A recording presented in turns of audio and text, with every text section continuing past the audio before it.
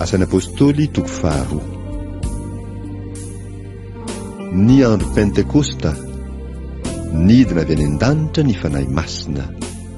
Asan'ny apôstôly toko faharoa, andininy voalohany hatramin'ny 17. Ary noho ny tonga ny andro pentekosta dia teo amin'ny fitoerana ray izy rehetra. Ary nisy feo tonga tampoka avy tany an-danitra toy ny rivotra mahery mifofofo ka nanenika ilay tranon'ny angonany. Ary nisy lehilahy maro mitarehy nafy niseho taminy izay nizarazara ary nipetraka tamin'izy rehetra isan'olona izany. Ary samy feniny fanahy masina izy rehetra ka dia niteny tamin'ny fiteny maro samihafa araka ny nampitenenan'ny fanahy masina azy. Ary nisy jiosy mpivavaka tsara nitoetra tany Jerosalema avy tany amin'ny firenena samihafa ambanin'ny lanitra. Ary noho ny re izany feo izany dia niangona ny olona maro ka very hevitra fa samy nahare azy ireo niteny tamin'ny fiteniny avy izy rehetra. Dia talanjona sady gaga izy rehetra ka nanao hoe, indreo tsy Galiliana va ireo rehetra miteny ireo? Koa ahoana no andrenesantsika amin'ny fitenintsika avy izay nahabe antsika, dia Partiana sy Mediana sy Elamita, ary mponina ny Mesopotamia sy Jodia sy Kapadokia sy Ponto sy Azia sy Frigia sy Pamfilia sy Egipta sy ny tany Libia izay manodidina ny Kirena, ary vahiny any Roma, na jiosy na prozelita, Kretanina sy Arabo. Koa ahoana no andrenesantsika ireo miteny amin'ny fitenintsika avy ny asa lehibe ataon'Andriamanitra? Dia talanjona izy rehetra ka nianahana sady niresaka hoe, ahoana ny tokony ho hevitra izany? Fa ny sasany ny omeka nanao hoe, leon-divay mamy ireo. Toriteny faharoa nataon'ny Petera. Asan'ny apôstôly toko faharoa, andininy 14 hatramin'ny 20. Fa nitsangana Petera sy ny 12 dia nanandra-peo izy ka nanao taminy hoe, ry lehilahy jiosy sy izay rehetra monina eto Jerosalema, aoka ho fantatrareo izao ka enoy ny teniko. Tsy mamo araka ny hevitrareo tsy akory ireo, fa voora fahatelo ihany izao ny andro.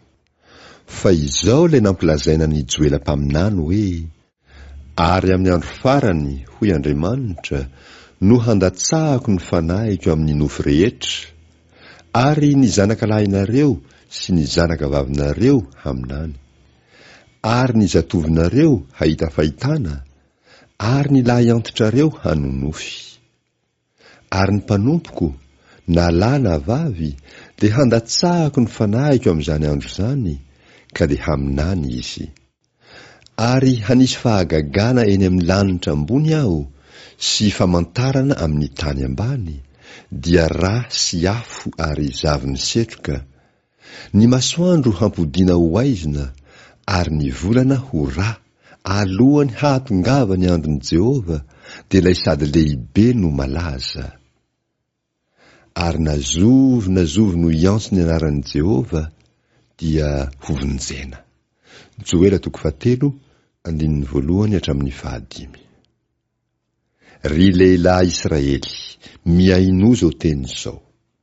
Jesosy avy any Nazareta, lehilahy nasehon'Andriamanitra teo aminareo tamin'ny asa lehibe sy ny fahagagana ary ny famantarana izay nampanaovan'Andriamanitra azy teo aminareo, tahaka ny fantatrareo ihany. Izy efa natolotra araka ny saina ninina sy ny fahalalan'Andriamanitra rahateo, dia noombonareo sy novonoinareo tamin'ny tanan'ny olona tsy tandalana. Fa Andriamanitra nanangana azy rehefa nahafaka ny fanahitaina ny fahafatesana, satria tsy laitra n'izany ho azoniny izy. Fa Davida milaza azy hoe, nijery an' Jehova teo anatrehako mandrakariva aho, satria eo ankavanako izy mba tsy hangozozo aho. dia izany no nifalian'ny foko sy ny ravoravoan'ny lelako.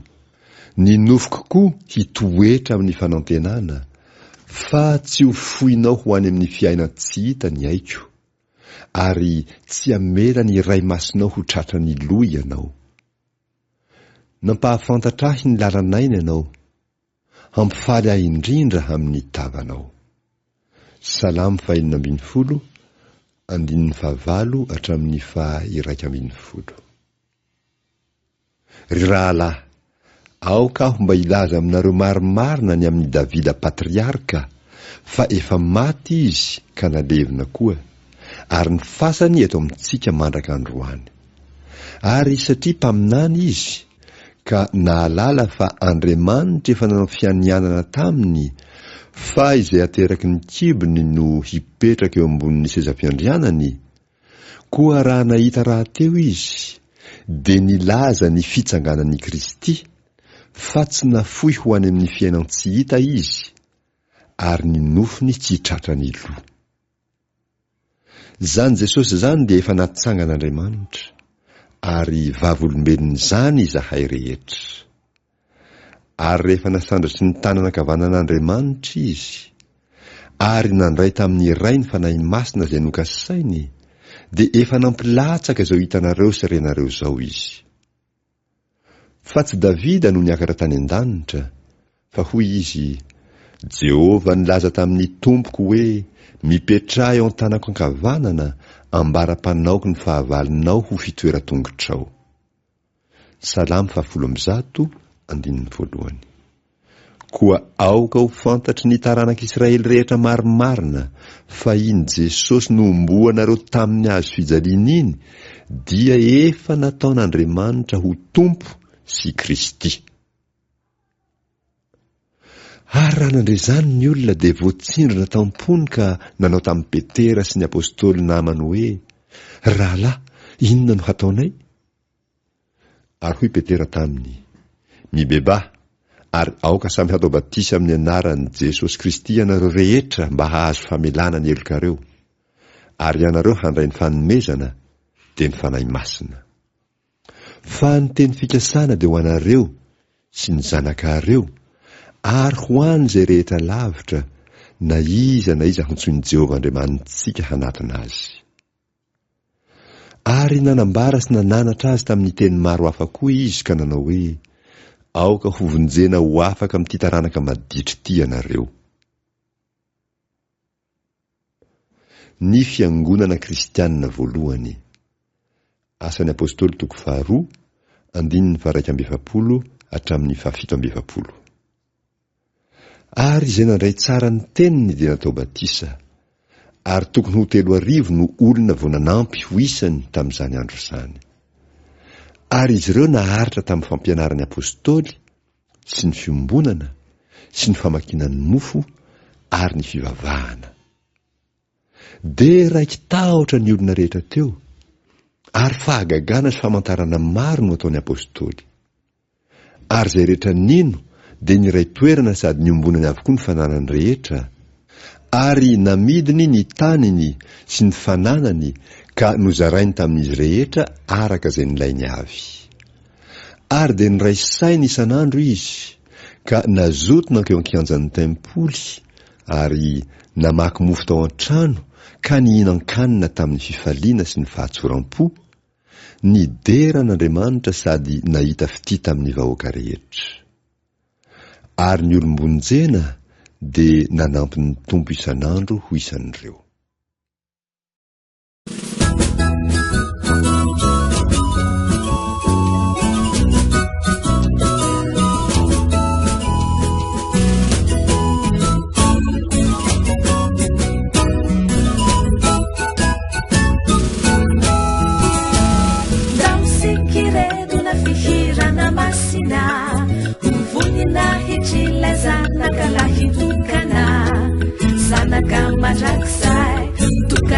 Mantra delay Andriamanitra fitiavana, namfahafatesany sy ny fiainany no nampahafantarany ny fon'Andriamanitra sy ny fidirana any rehetra fahasoavana manokana izany derafanapalahajane hoanao ry jeso tompo haleluya enivoninahitra hajane hoanao ry tompo haleluya haleluya